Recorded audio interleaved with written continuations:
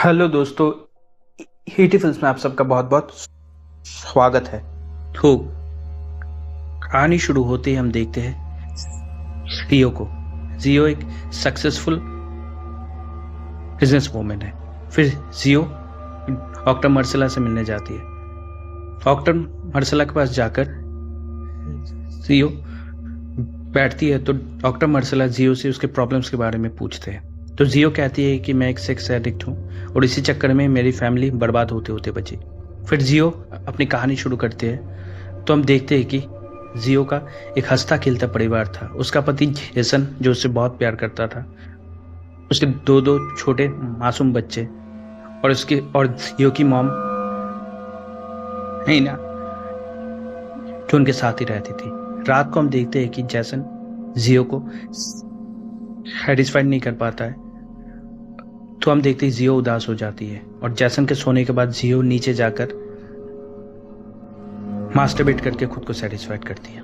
फिर दूसरे दिन सुबह जियो ऑफिस में आती है तो जियो की दोस्त और उसकी पार्टनर रीना जियो से मिलती है और जियो से कहती है एक पेंटिंग एग्जीबिशन के बारे में। फिर जियो उस पेंटिंग एग्जीबिशन में जाती है। उस पेंटिंग एग्जीबिशन में जाकर जियो उन सारे पेंटिंग्स को देखने लगती है कि तभी जियो की मुलाकात होती है क्विंटन से।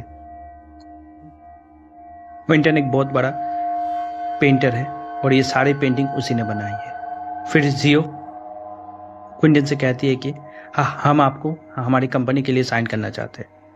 फिर हम देखते हैं कि क्विंटन जियो के साथ फ्लर्ट करने लगता है और हम देखते हैं कि जियो को भी क्विंटन का फ्लर्ट करना अच्छा लगता है। फिर जियो क्विंटन को अपना कार्ड देती है और फिर क्विंटन जियो को अपना कार्ड देता है और उसे अपने घर बुलाता है। फिर रात को हम देखते हैं कि जियो सोते हुए क्विंटन को अपने सपने में देख रही होती है।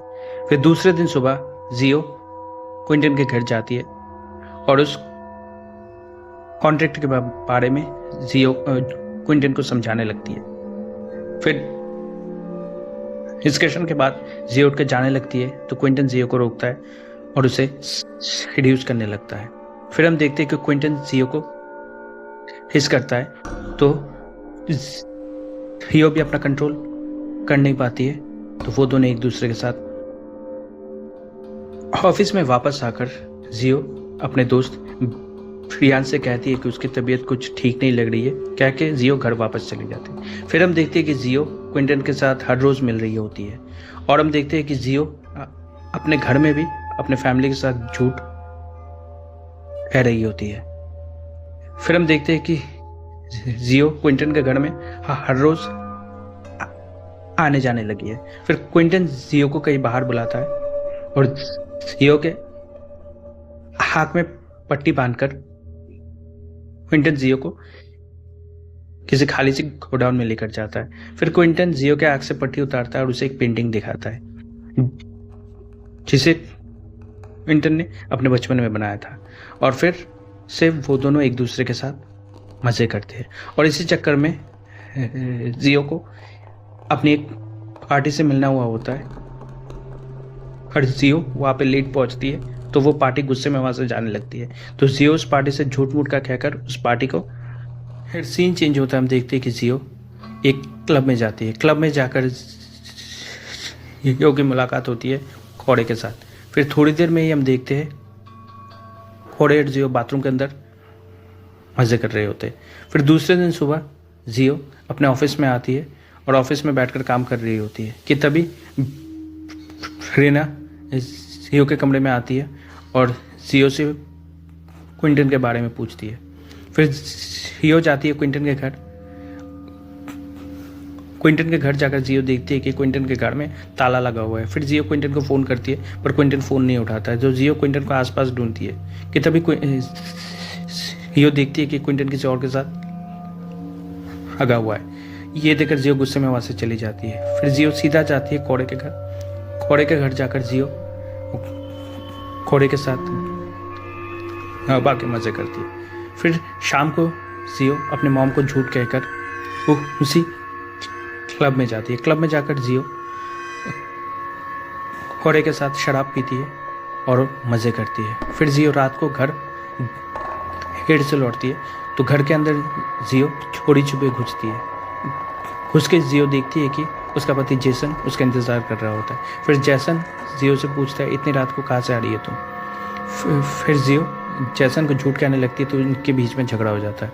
फिर दूसरे दिन सुबह जियो अपने ऑफिस में आती है। ऑफिस में आकर जियो देखती है कि ऑफिस के सारे स्टाफ जियो को ही घूरे जा रहे हैं। फिर प्रेरणा जियो के कैबिन में आती है और जियो से पूछती है कि क्या हुआ तुम्हें, तुम एकदम बदल चुकी हो, ना तुम्हें कामकाज में मन लग रहा है ना तुम्हें दूसरा कुछ करने में मन लग रहा है। तुम्हारे इसी चक्कर में हमारे सारे क्लाइंट धीरे धीरे छूटते जा रहे हैं। अगर यही चलता रहा तो हमारी कंपनी बंद हो जाएगी। फिर जियो फिर से बहाना करने लगती है तो इस बार ब्रियाना कॉन्ट्रैक्ट में साइन करवाने के लिए जियो फिर से क्विंटन के घर जाती है और क्विंटन फिर से जियो के साथ करता है।